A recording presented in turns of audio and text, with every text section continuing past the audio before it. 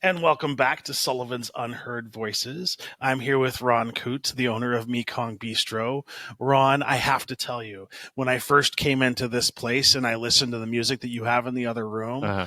what a setup you have here. Oh, Like, how did you get into the restaurant business? And in particular, how did you have this vision of bringing a musical venue like this? yeah. Well, first of all, thank you, Shawn, for allowing me to be part of your show. Yeah. So it's actually a long story. Like me growing up here, I always wanted to give back to my community, and when I immigrated here from Cambodia, we did not have anything like this, Yeah. and our community needed something like this, right? And when I quit Intel in 2010, I decided that I want to be more closer to the community, Yeah. and so I told myself that how can I asked myself how I could be close to the community, and the only way is for me to open a restaurant and then have a venue where I can bring the community here. Yeah. So. Yeah, it was crazy, but it was a wild idea. But it works. Well, and I like that approach, right? Because Mhm, I know too many people that get into the restaurant business because it's all about the profit and it's mhm, all about how much money I mhm. make. And you're different. Yeah, Like your setup here is all about supporting the local community, supporting the local people, and supporting like everybody around here. And I think that's awesome. thank you. Like, is that always been your sort of philosophy? Yes, actually, when I first started, people, even my family included, they're very skeptic. They're like, why are you doing this? Like you're not gonna last three Yeah. months. You're not gonna last 6 months, and then a year later, you're not gonna last. And I keep telling them like, we're here. Yeah, we want to make some money, make a living, Yeah. but my whole goal is to get involved with the community and to give back as much as I can. And the only way for me to do it is what I can, which is provide a space for them. And with that, I reach out to a lot of different kind of communities, right? Yeah. Like the blues communities, the reggae community, the Latino, the Cambodian, the Laos. So I have all these communities that comes here and utilize the space. With the setup that we have, make it easier for them.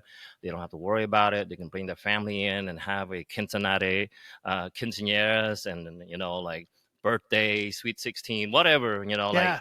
we have it all here, and the beauty of it all is like the community did not want us to fail, Yeah. right? They didn't, because we provide something to them, for them, that they would help us not to fail, especially during COVID, right?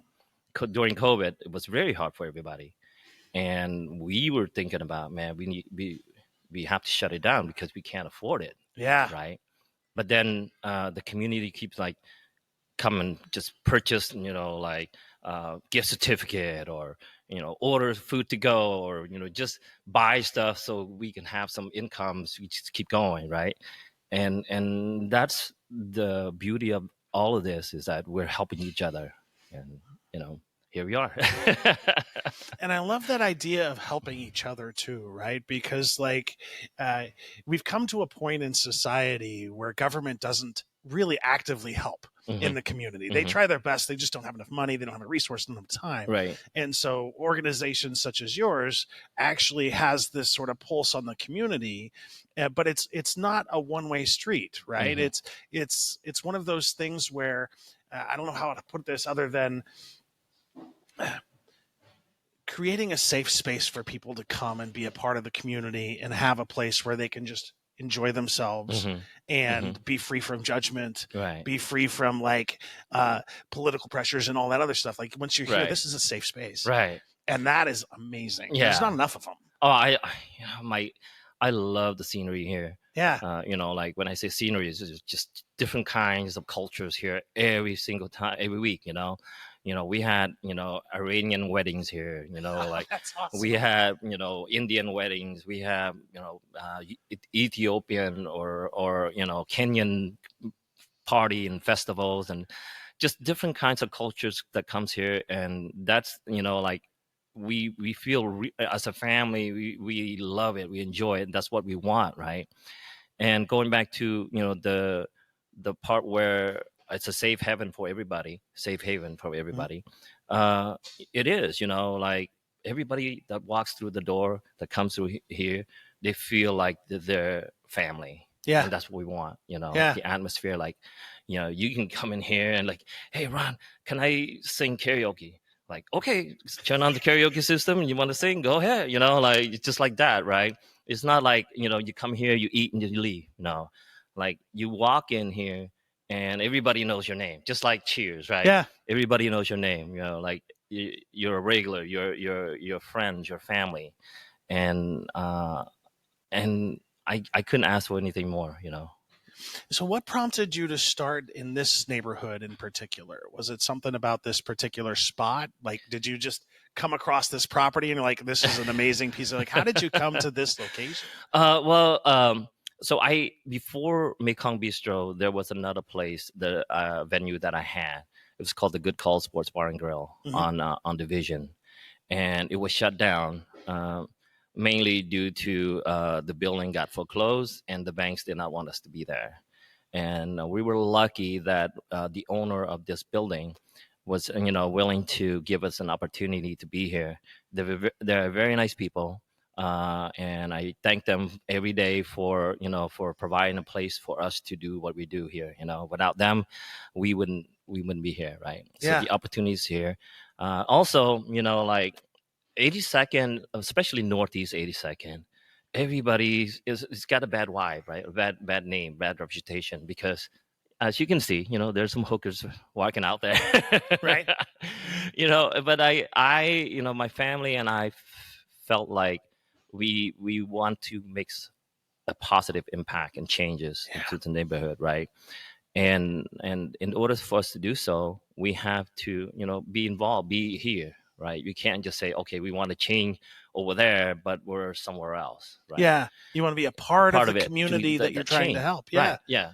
And so, like we're blessed to be here, and we're like every day we have some people that are in needs of food, say some homeless that would come in here and ask, hey, you have some food I can eat? Yeah, we'll cook you some food. Like send them. They'll come back regularly now, and we have a program called just feeding people. Yeah. Right? There's a board over there. No questions asked. If you want to donate, you can buy a meal and just put it on the poster there. And then when people come in and they need a meal, they just pull that meal ticket, and then we'll send them off. Yeah. Let's pause there for a second. First of all, that's awesome. That's so when you come in here as a patron. Mm-hmm. You have the ability to say, tack another meal onto my bill, yes, and help someone else. That's like, how did you come up with that idea? That's awesome. It's just one of those things where during the hard time, especially during COVID, people were hungry and stuff like that, and so we came up. I don't know, one of my family members or friends that brought up the idea of, hey, why don't we put a meal board there, and anybody can purchase a meal. It can be happy hour meal, whatever price, whatever you want to purchase, and just put it on the board. And when people come in, some people might not be able to afford a lot of stuff, right? And if they come in and have a nice hot warm meal, that'd be great. So, and that's how it all started, So, how many people do you typically feed on a weekly, monthly basis? Oh, quite a bit. Yeah. Hundreds, right? Yeah, definitely. We have people that most of the time the meal board is empty, but for us, Mekong Bistro would just print out meal slip over there just to make sure that when people come in, it's not empty. Yeah. Yeah. That's awesome. That's so awesome. And how long have you been in the United States? So I immigrated here January 1981. So it's going to be 44 years here in a month. What prompted the decision to come to the United States? So I came from a war-torn country of Cambodia, and we were refugees from Cambodia to Thailand, and from there we stayed in a refugee camp for about 6 to 7 months. Finally, my uncle was able to sponsor us here to the United States. We had choices. We could have been to France or England or Canada. Yeah. During that time, there was a lot of sponsorship in those countries. But luckily for us, my uncle was here first in America, and so he found out that we were still alive and we made it to the refugee camp, and so he sponsored us here. And January 1981 was when we arrived here in Portland. What an experience that must have been. Yeah. Like, what were the conditions like? If you don't mind me asking. No, not at all. What were the conditions like in the camps? And I hate to use the word camp, but that's kind of what they were, right? Okay, so let me give you a little bit of history. Yeah, please. And when I say camp, to me back then was heaven, right? Okay. So why would I say a refugee camp would be heaven? Well, that's because I came from, like I said, a war-torn country, right? From 1975 to 1979, Cambodia was ruled by a dictator by the name of Pol Pot, which is the leader of the Khmer Rouge regime. And the Khmer Rouge regime, with less than 4 years, was murdered over 1.7 million Cambodian. Okay, 1.7 million people. That's a third of the Cambodian population of Cambodia. Just wiped out. Wiped out, right? Teachers, doctors, any intellectuals, religion leaders, just name it. They want to turn Cambodia back to the year zero. The year zero is what? Nothing. Right? It's hell, basically. Yeah. Right? So when we escaped from Cambodia in 1980 to the refugee camp, to me, the refugee camp was heaven, because I came from hell to heaven, right? And so it was a beautiful place for me, because I got to experience life. Yeah. Right? Life was started for me in the refugee camp. And the healing began. Right? And it got even better when I got sponsored and came to the United States, right? Yeah. So, I mean, that was my plight, from hell to heaven to now America. Right? Yeah. And so, yeah. And to anybody out there that thinks that the United States is, we're built on immigration, and what this country would be like without people who would emigrate to this country, I don't even want to know. Right. Like, I love the difference in cultures. I love the experience and the expandedness of things. And so I'm happy you escaped. And I'm so happy that you're here. That must have, woof. I had no idea. It was a hard life. So, like when the Khmer Rouge took over in 1975, I was 5 years old. Yeah. And they killed my father shortly after that, right? Because he was a teacher, and he was a target from the very beginning. And luckily for us, they spared me, my two sisters, and my mom. Okay. Usually they would just wipe out the whole family. Yeah. Right. Because you're involved, with an intellectual family, right, member. But for some reason, they spared us, and but we still lived through hell, for 5 years, and I'm always feel blessed to be here in the United States, right? And to think that we are here to make our life better. Yeah. But also, it's not just our life that depends on it. It's other people's life, right?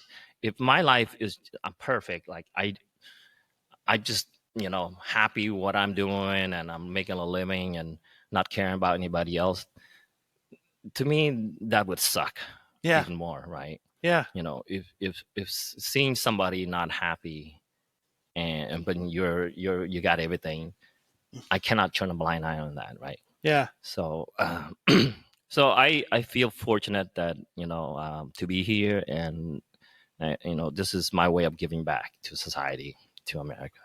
And I think a lot of people forget there's one simple fact in life, right? We are all sharing the same space. Yeah. We're breathing the same air. We're existing on the same plan. We're in this collective on this planet as human beings.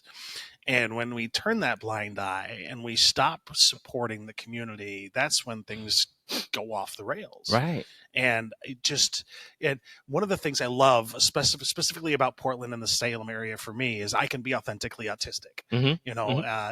That was not a luxury I had in other places that I live.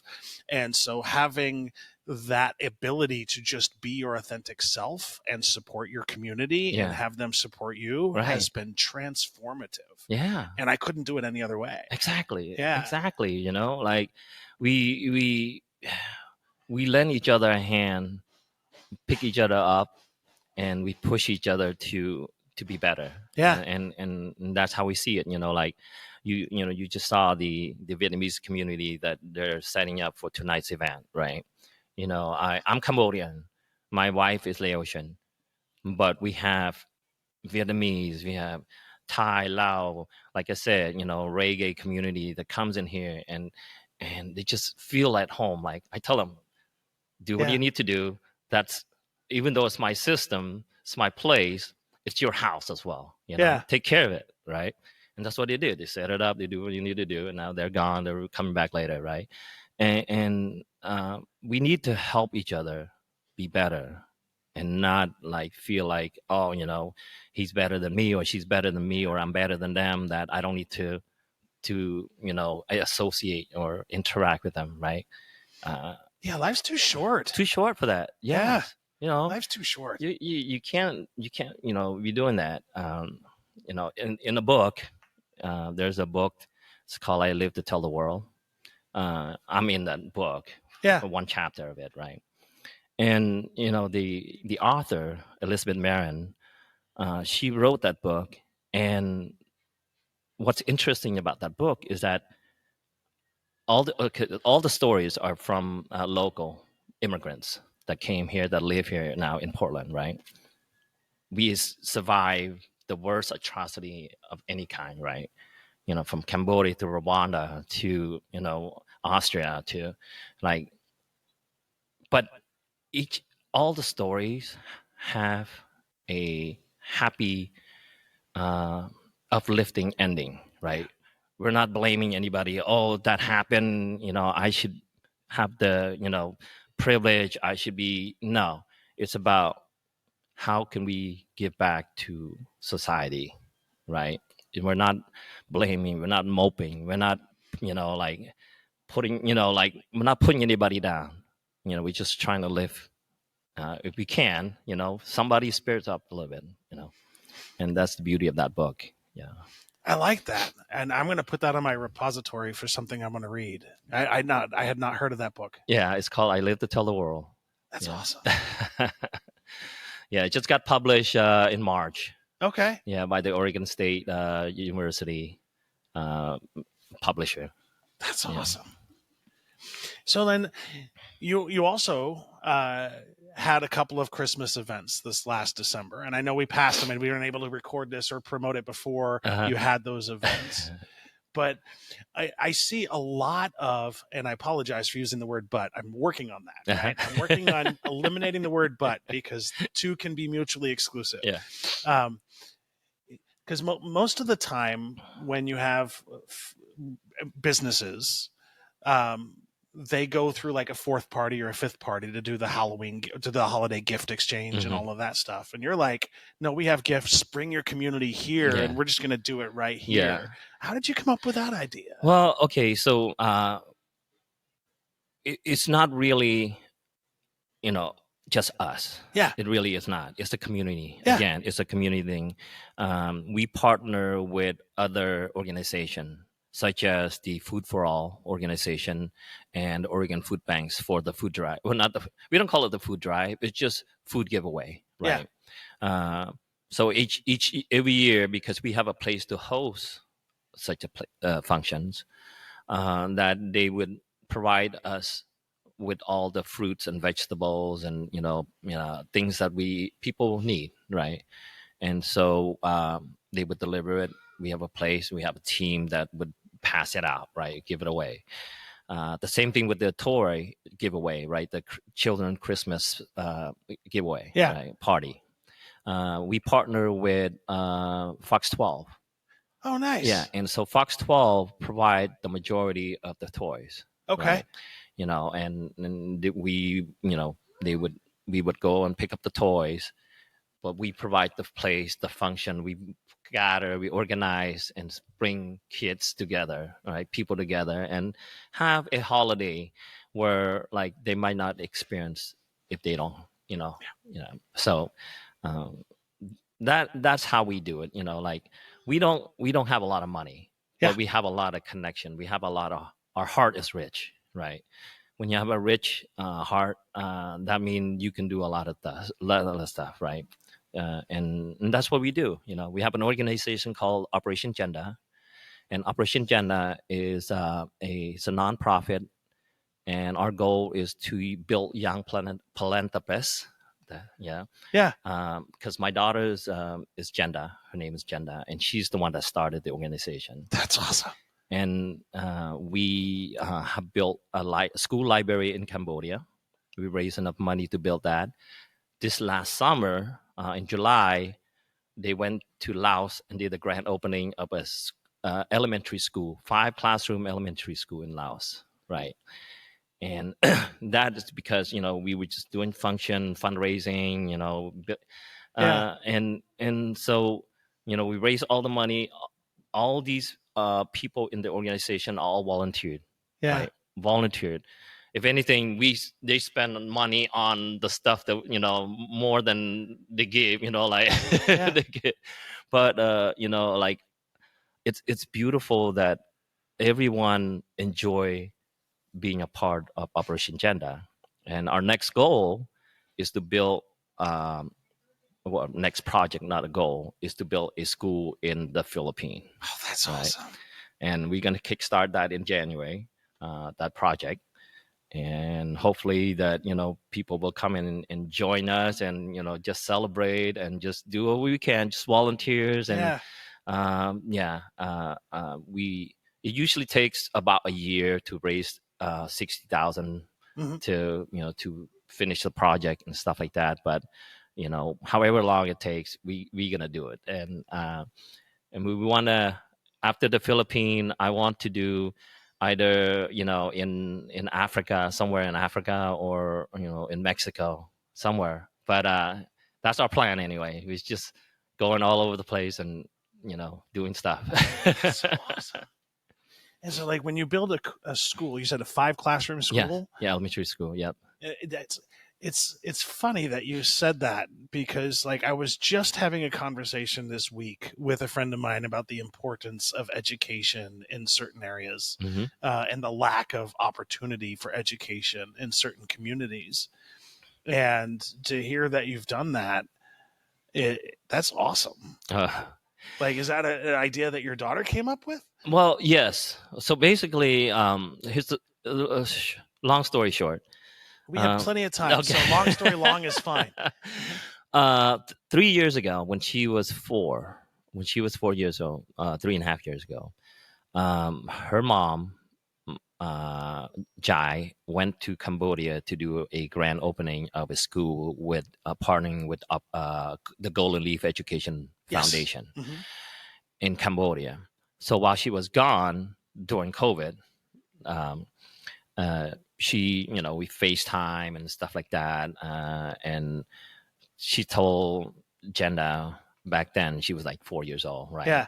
It's like, hey, mommy is going to be here a while, helping kids and stuff like that, And she's like, well, mommy, when I grow up, I want to be like you, right? And then Jai said, well, baby, you don't have to wait until you grow up. You can do it now, right? So when she returned, we took a little road trip to Florence, Oregon, right? I was there for I forgot I was there. What I was there for. I know it's not golfing.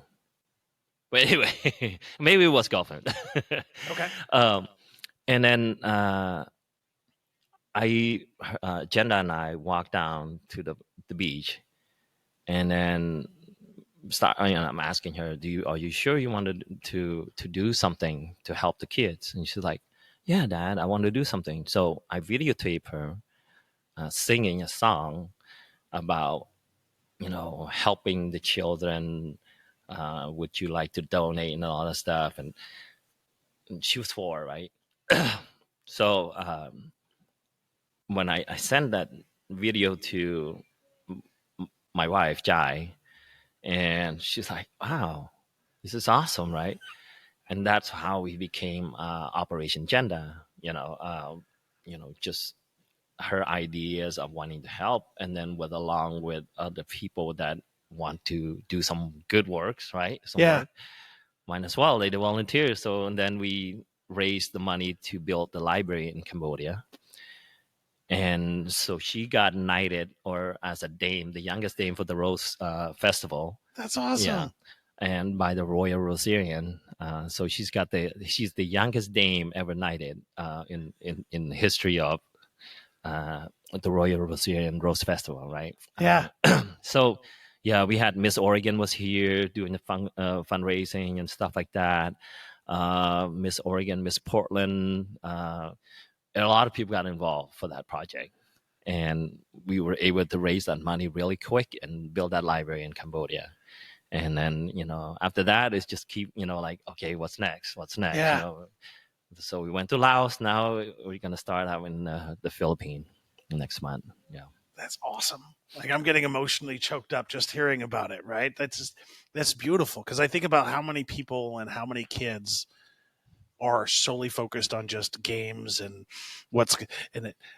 that's awesome. Yeah.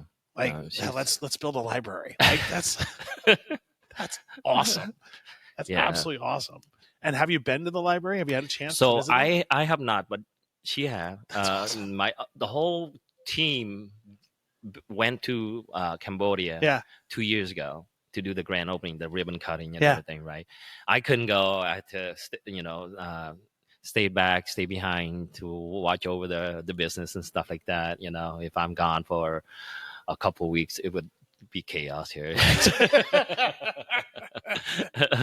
Yeah, but I have not. But she's been to the library. She's been to the school in Laos. Awesome. Yeah, this young lady traveled the world more than I did. That's so cool. Yeah, and I don't think people fully appreciate, because you say something that's important, right? So I used to do a radio show about restaurants back in Seattle, and I don't think people fully appreciate the amount of work that goes into managing a place like this. It's really it's something that people don't understand, right? Unless you're in the business, then you're like, oh, you have to do this, right? Who's gonna clean the toilet? If I don't do it, who's gonna do it, right? Right. Yeah, no, it's not gonna clean itself, right? It's a lot of work. It's a lot of it's a lot of time you put into to make sure that it's presentable. Make sure that the stove is working, or the refrigerator is working and not broken and stuff like that, or the heater in that room is functioning properly. It's just one thing after another, and there's no downtime, right? You cannot, I'm going to take a break for a day. No. No such thing. You could try.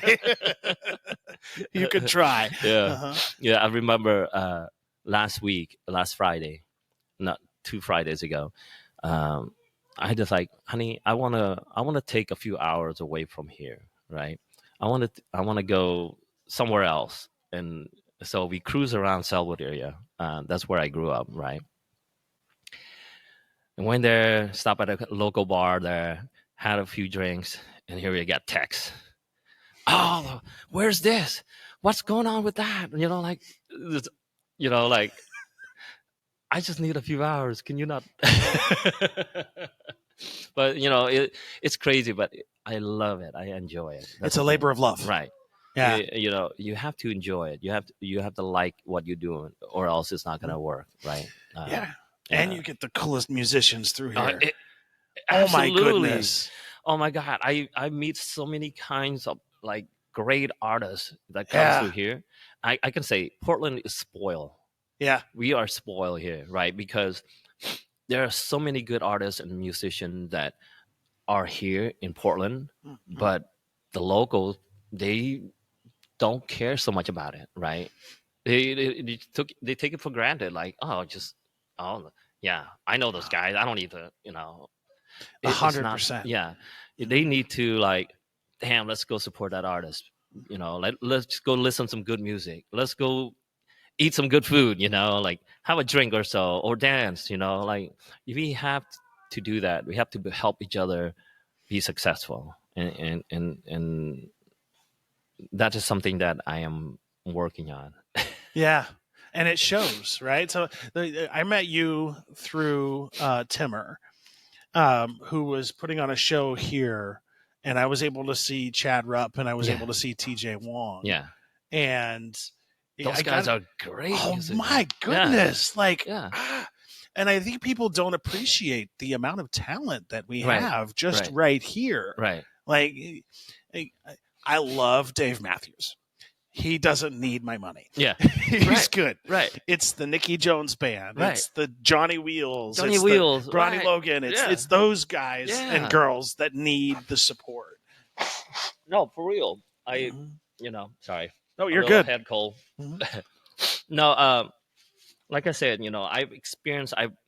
I got to meet all these and listen to all these artists and bands, and it's just amazing how good they are, right? And from blues to jazz to reggae to Latin music to salsa, they're just wonderful. I got this 12-piece salsa band that Oh, that's comes and play awesome. here, and they're just awesome. They got the horns going, and they got the it's just It's awesome that you have the space on stage to accommodate something like that. yeah. That's awesome Yeah, too. they love it. They're like, man, this is awesome because all 12 of them can fit on the stage. Yeah.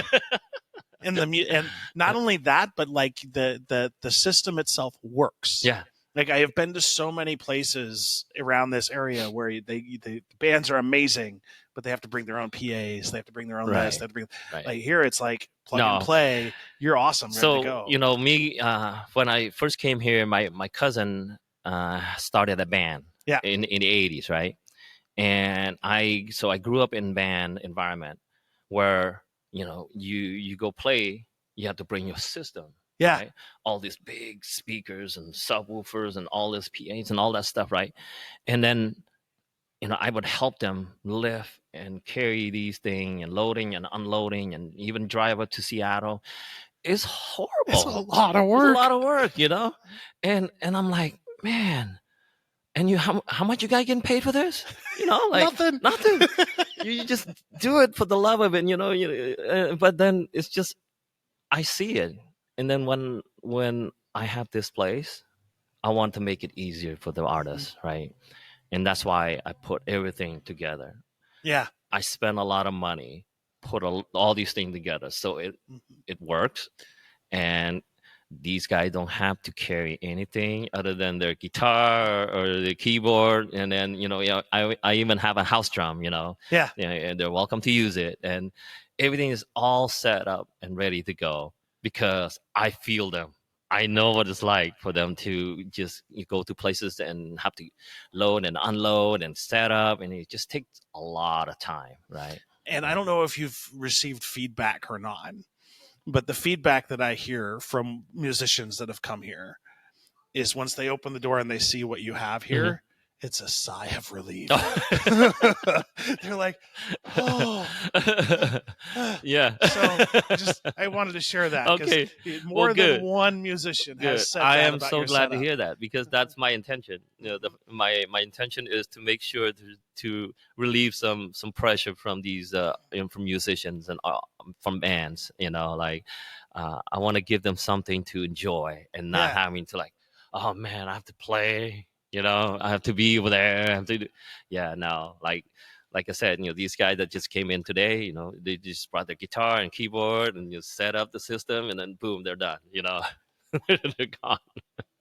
Yeah. Was that always the vision? Yes. That's awesome. Yeah. Yeah.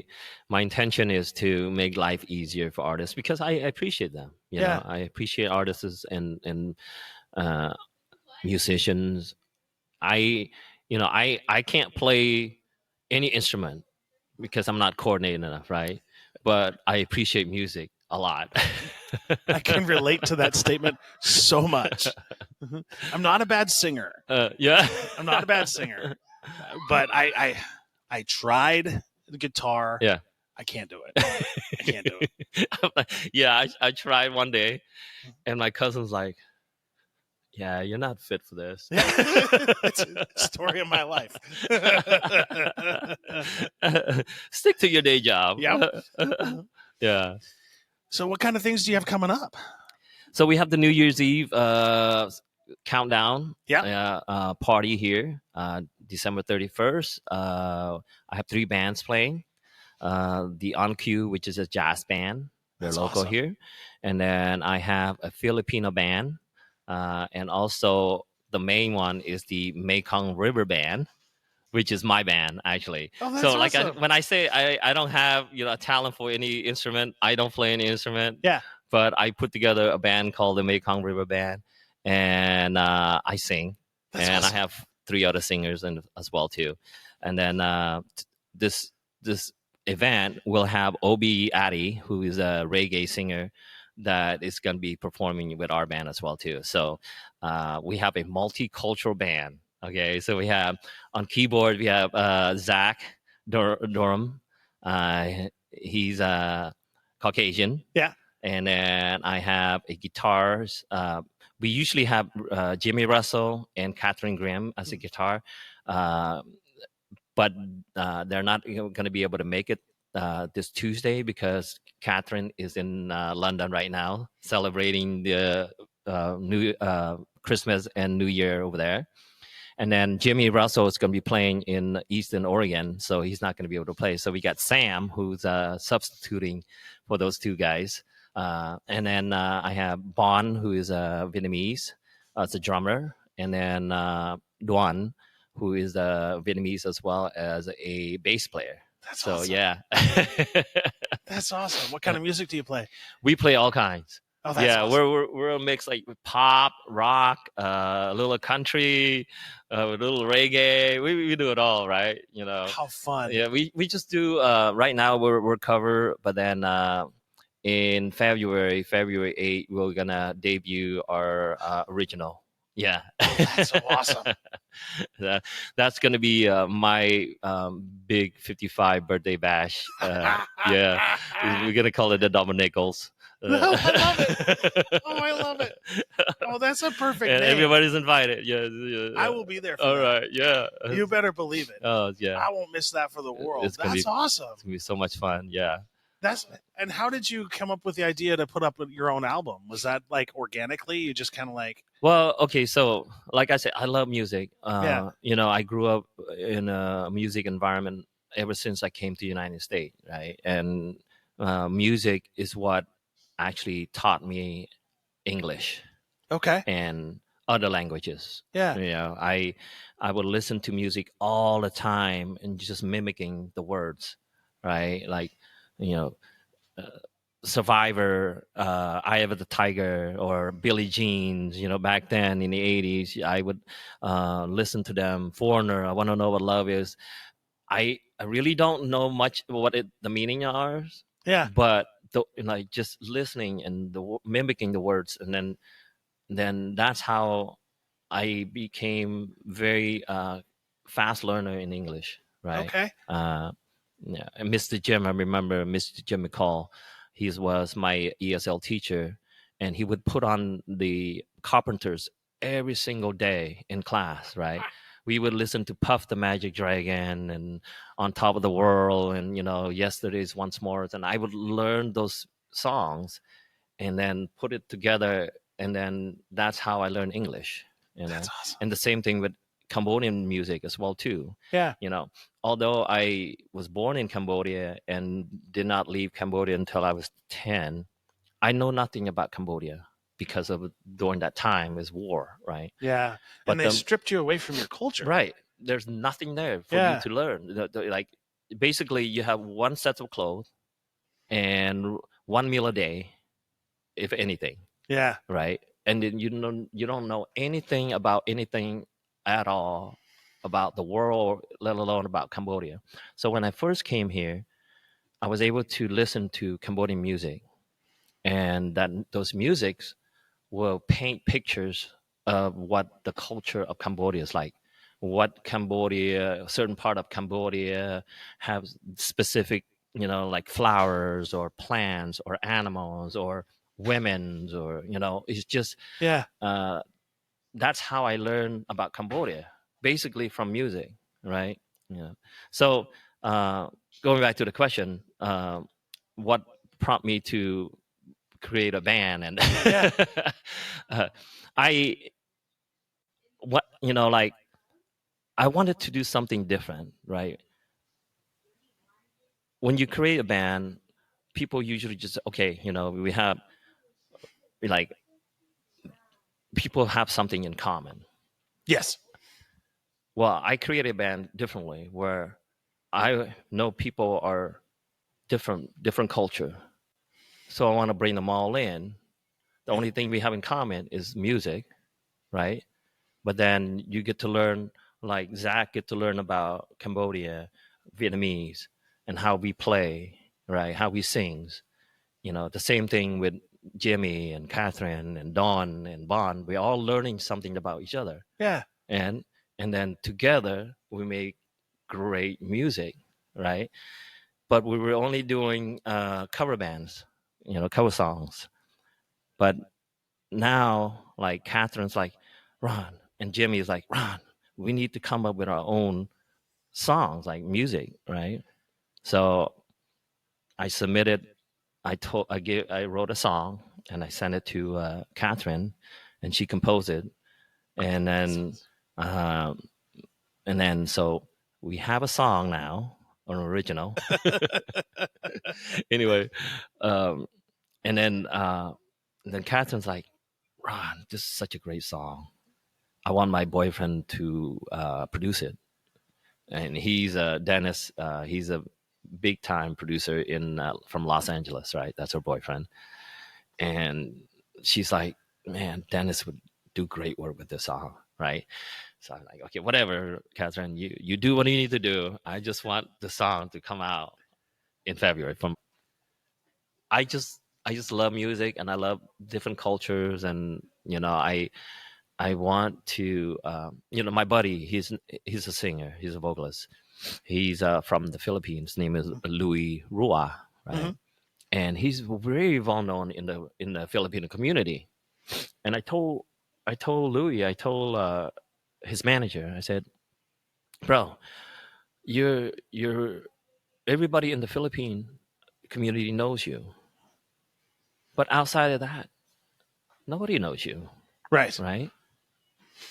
I want people to know you because you're a really, really good singer, right?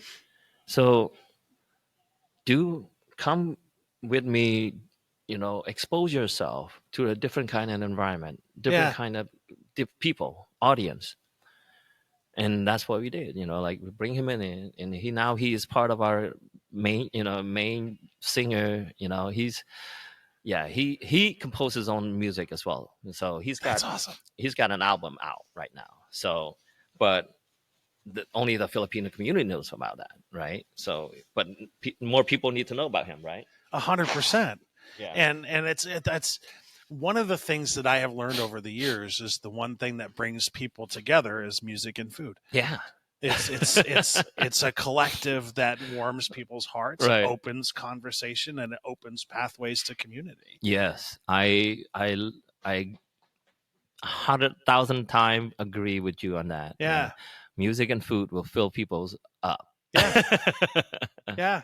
Yeah. And it's one of those safe zones where people from all different walks of life can get together and enjoy each other's company. Yes. Because like as a society, as we become more divisive, like we have been, Mm-hmm. I think every opportunity we have for opportunities like that to bring people together and say that, no, they're saying we're divisive. Mm-hmm. If you take a closer look at us as a community, we're not as divisive as the Yeah. media would like us to think Exactly. we are. Exactly. Mm-hmm. No, man, we're just human beings, you know. We just need to love each other and care for one another and look out for each other and, you know, help each other out. You know, help each other out. That's what we need to do, right? You can't like, oh man, you know, you got this, I got this, you know, it's mine, it's yours. We can't be doing that, you know, like. It gets in the way of humanity. I think. Yes, it really does. Put it gets away from growth. Yeah, it gets away from progress, right? Because if you're holding back, and if you're holding, you know, off, then how can you grow? Yeah, right. You know. Yeah. You expect something we're expecting to move forward. You can't be, you know, sitting back and criticize other people, or, you know, turn a blind eyes. You cannot do that. You know, if you want to move forward, you gotta help each other move forward, right? And I think a huge part of that too is self-reflection. Yeah. You know, like having people. I don't know if about you. I would imagine it's very similar to me. I spend a lot of time on self-reflection and improving myself as a human being. Because, you know, we're going to make mistakes. You're going to do things wrong. You're going to screw up. Yeah. And the only way to get better or get past it is to experience that and learn from it and just commit to yourself. I'm not going to do that again. Yes. Yeah. Yes. Oh my God. You know, I made so many mistakes in life, so many mistakes. And, you know, like I still make mistakes even now, like, you know, but I learn a lot from it. You know, I learn a lot from my mistakes, and I learn to be better as a human being. You know, like the mistake I made is not so much like, oh, you know, financial or you know, picking the wrong food to eat for that day. Yeah. No, it's the mistake like, man, I could have done something for someone, or I could have do something to help doing something. Like those the kind of stuff, like the self-reflection is like, okay, if I see something in the next time, I will try to do it the other way instead of walk away, right? Yeah. Especially like one of the things within the autism community that you learn really quickly as a parent in particular is it takes a village to raise a child on the autism spectrum. It really does take a community. And one of the things that I've learned, and the mistakes I made recently, is I actually really had to commit to saying non-speaking instead of non-verbal, because as somebody who is non-speaking came up to me after an event once and was like, no, I can talk. I just use this electronic device. So I'm verbal. I can communicate. I just can't speak. And like that little distinction, like, oh, that opened up so many things to me. Like I would have never thought that. Right. But and instead of dwelling on it and like, oh my goodness, like no, I commit to never using that term again. And just that little shift has been huge. And if it weren't for that moment of self-reflection, I would have never gotten there. Yeah. No, that's wonderful, man. Like the thing is, like, you have to recognize that there is a flaw in you. Yeah. Right. You have to recognize that you make mistake, and you will continue to make mistakes, and that it's okay. Yeah. To make mistake, just as long as you learn from it. Right. What are you gonna do with that mistake? You know, it's gonna define you. 100%. And there's no such thing as a perfect hero in real life. No, there's nothing. Nobody's perfect. Nobody's perfect. I don't care who you are, you know, how much money you have, or how big of a house you have and stuff like that. Nobody's perfect. Yeah. You know, and so the best thing that I can do is, what can I do to help better, make it better? That's and it has a ripple effect, I've noticed. right? So as you're kind and you lead with kindness and you lead with empathy, other people tend to be kind and have empathy back. So the more negativity you throw out there, Yeah. the more negativity you get Give back. it back. Yes. And so if you commit to just positive and being kind, Right. the world is your oyster. Right.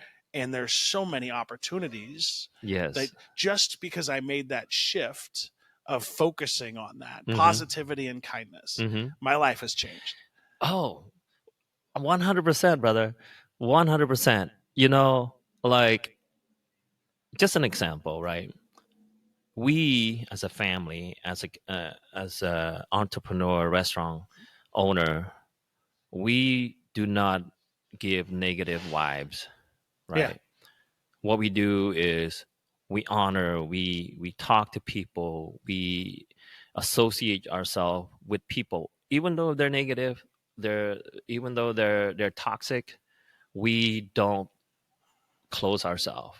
Yeah. What that does is like it transforms those people, those mindset, right? And then they'll be like, oh yeah, okay, you're not being combative. Yeah. You're actually listening and accepting. Then that transforms them a little bit. It changes them a little bit, changes their attitude. Yeah. You know, I can give you an example, right? There was a lady who she has a bar. She had a bar, and she'd have function here. She comes here, and she was very negative. Like, why are you doing it this way? You know, your food service is slow. Your drink is slow, and you're not gonna make it. You're not gonna, like, you're not gonna. How can you operate your business this way? And stuff like that. And I just like look at her and I smile. I say, well, you know what? This is how I do it. This is how I do things. And I know that I'm losing some business, but I'm gaining a lot Yeah. from what I'm doing, right? Yeah, I'm sorry that my service to you might not be the best, but we're actually serving everyone, like everyone, including you. It just might be a little slow. So she was all mad, and then later on she'll come back and like talk to me nicely, and we had a good conversation, and then from there on it's different, right? Yeah. It's a different mindset when she comes here later. Later on, it's more of, hey, how's it going? It's just more a pleasant conversation instead of, if I was to be like, no, this is my, like, Yeah. it's people would react differently, and I might not have a good impact on her behavior. Yeah. So 100%. And I've noticed over the years too that when you have the opportunity to model kindness to people that may not have ever experienced it, it could very well be, and it's been my experience more often than not, that they're going through something. Like you don't know what their life story is. Yes. You don't know what they're experiencing or what their life is. Yes. And so instead, like, give people the benefit of the doubt. Right. And say there must be going something. Right. Because they're not happy. Right. So why would I dwell and feed into their being unhappy? Right. When I could say, look, like, let's have a different conversation. Right. Yeah. No, I that's how I think every day now. Is like, if I encounter something or someone, I have to say, okay, what is their life like? Yeah. What make them who they are, right? I can't just like, hey, you speed, or you cut in front of me, and and then you just just battling, and you just throwing words and insulting each other, then it would just become worse, right? Yeah. So basically, I take a step back and would think about it. Oh, okay, you have a rough day for some reason, and if you feel like talking, I'm here. If you're not, I'm okay, right? What can I do to help you? Yeah. That's how I approach things now. It's just Yeah, you got to see it from other people's perspective, right? But you also have to be careful. You don't want to be given in on things that you're not supposed to, right? Yeah, that's where I come. That's where I get into trouble. Yeah, I trust way too easy. right. When you're allowed certain things to happen, when like cross that line, Yeah, then that's not good as well, right? You have to make sure that you balance yourself. Like, okay, give them some space, but yeah. don't make them cross that line, right? Yeah, And you don't have to fix everyone. exactly. Yeah, that was a huge. I always try to fix people. Yeah, When I was younger, I'm like that. Just it's wasted energy. right. I have found. Yeah, I don't think we can fix anyone. No. We just we can try to help them understand what it is that it's going on, what's happening. What can I do to make your day a little better today? Yeah. Yes. Yeah. Well, we've been at this for an hour. Oh yeah. Yeah. Mm-hmm. Well, I mean, if you want to go on, it's up to you. I mean, like I got a little more time. You got it. Yeah. Mm-hmm. So, in terms of like the music scene, Yes. right? Are you starting to see a resurgence in activity? Like, are the crowds finally starting to come back? It has been the last few months. I've seen a lot of more functions that are more people are starting to be more engaged. Mm-hmm. I mean, like COVID has done a lot to the community, and it's too bad that COVID happened. But I think now people are, well, especially here, at Mekong Bistro, the bands are coming here to play more. More bands are coming here, and we're seeing more people coming in to support them and stuff like that. So yeah, it's a resurgent. It's coming back, and it's great. I'm glad to see that. Tomorrow night and Sunday night, the Quick and Easy Boys are going to be here 2 nights in a row. And that's awesome. Yeah, and they're going to be jamming. They're good. Yeah, they're really good. Yeah, and so I'm excited. Shawn, who's not you, but the other Shawn, he's the one that like contacted me. Say, hey, Ron, do you have these dates available? Like, it just happened that I do. Like, yeah, can you? So he's gonna bring his bands come over, and yeah, we're excited. And so there's gonna be a lot of people here tomorrow. That's awesome. Yeah. And like on a typical night, you have like what, 20, 30, 100 people? Yeah. Yeah. Typical nights. Yeah. Yeah. But like on a special event night, like weekends, Saturday mainly, we usually have a couple hundred people. That's awesome. Yeah. I'm so glad it's coming back. Yeah. It's still lagging behind in Salem. Okay. They only have like a couple of venues, and the venues that they have, they're kind of struggling still. Yeah. But I think that's kind of typical from a city of Salem's size. So I'm very happy to hear that there's a resurgence in Portland. Yeah. Yeah. And it's starting to sort of pick up. I'm hoping it extends back down there as well. Yeah, I think it will be. It's just again, it takes time to grow. Yeah. And to especially after the loss that we had from COVID. Yeah, it hit us hard. It hit us really, real hard. I mean, especially the music scene. Yeah. I mean, most music venues closed down and stuff like that, and it's because of that. And I feel like it's gonna make a comeback, and it's gonna be even better. Yeah. And I'm going to try my best to do what I can to make it come back too. Yeah.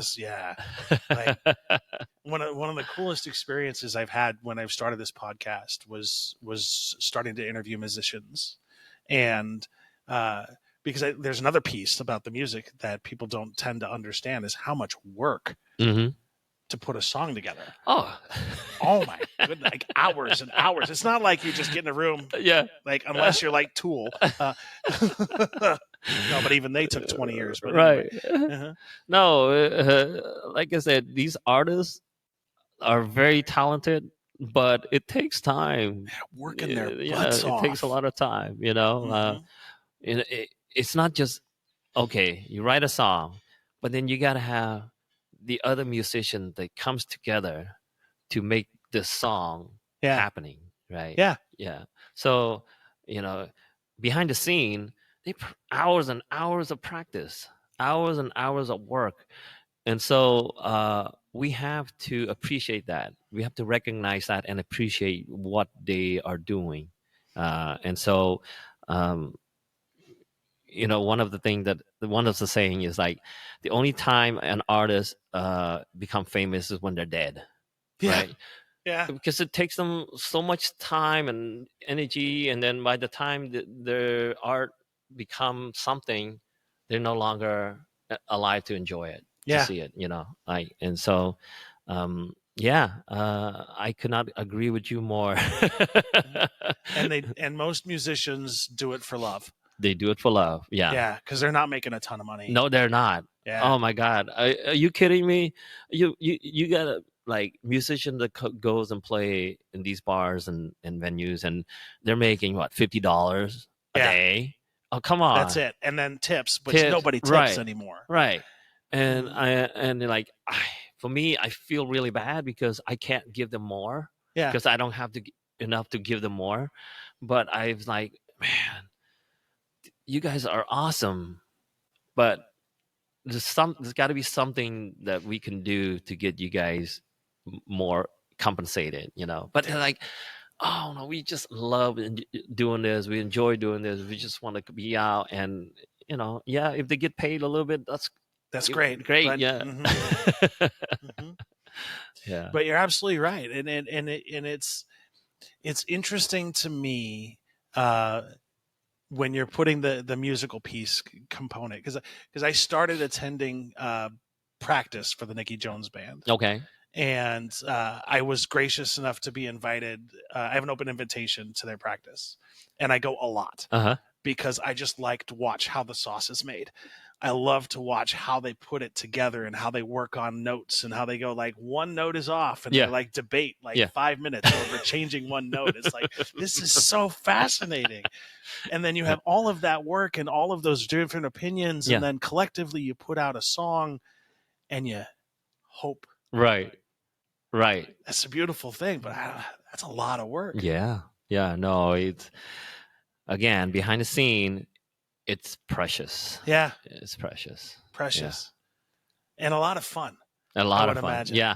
Well, most of the group would have fun, but there are some that can get heated. That's fair. I've seen that too.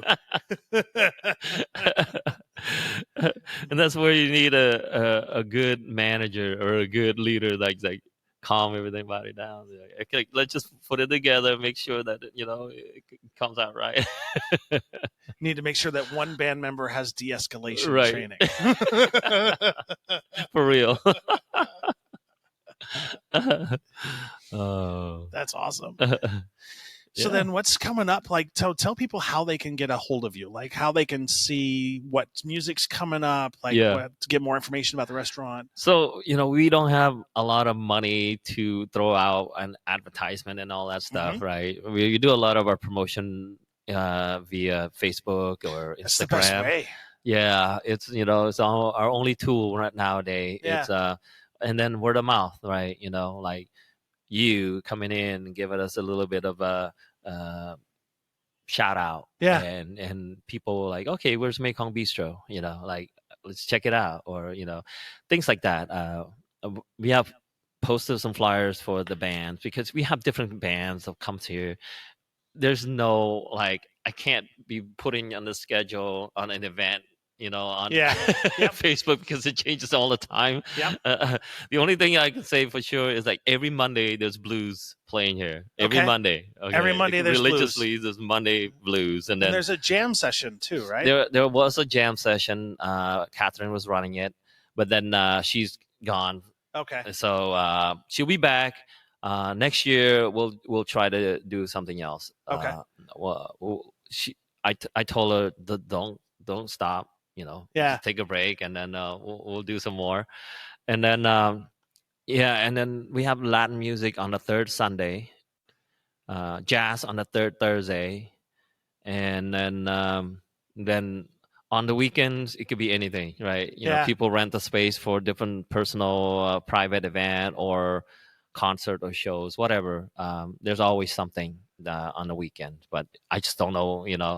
It's not. I don't know what it is. It's just it comes and go, and So the best bet for all of you listening is to just check out the Facebook page. Yes. Often. Yes. And just see what's happening. Right. Because you're always posting what's coming up on your Facebook page. Yeah. So if anybody wants to know, just take a gander. And it's Mekong Bistro right on Facebook, right? Yes. Mekong Bistro on Facebook, correct. And Mekong is Mekong.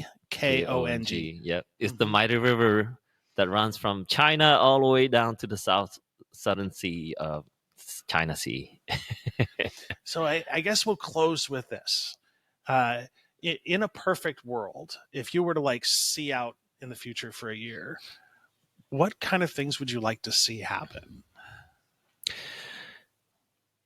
That's a really tough question. I can dream about things, but I'm more a realistic guy, and what I see that could happen and is that the city is going to grow in a very positive way. We have a newly elected mayor that is I'm going to try to help the people here in Portland for growth, for better, that's my vision. Portland is see less people on the street and have better shelter and care for them, right? Help them to become better, not just give them something and see you later. I want to see a program, and I think there's going to be a program to help the homeless. There needs to be. Yeah.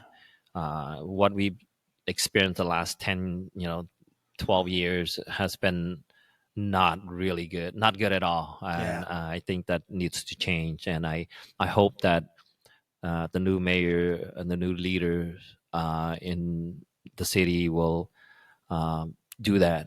And, I'm here. If you need my help, you need something, I'm always here. And I am proud to say that I supported Keith Wilson for the mayor, and Keith, like I said, if you need some help and need advice, I'm here. You got my number. I appreciate that so much, because I think a lot of people forget just how close away from poverty we all are. Yes. We're the sad reality is we're one medical bill, we're one bad month away from being homeless. Exactly. And it's going to take us collectively to solve the problem. Yeah. You can't have that top-down approach. Right. You need that approach that says, okay, what's going on? Because it's hyper-focused communities, right? What's going to work best for this community is not going to work best on the other side of town. Right. Right. You need to have that sort of community-based approach, I think. Yes. That involves the local community in the decisions to help the local community. You need the people that are from the community, from the place, that needs help and that want to help. Yeah.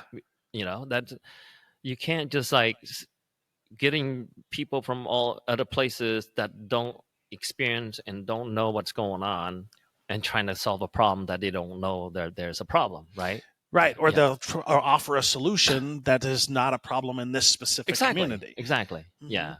And so, I do, I'm very optimistic about this. Yeah. I think that it will change, and we will be better, and we will grow together. And yeah. Ron, thank you so much. This has been a beautiful podcast. Thank you, brother.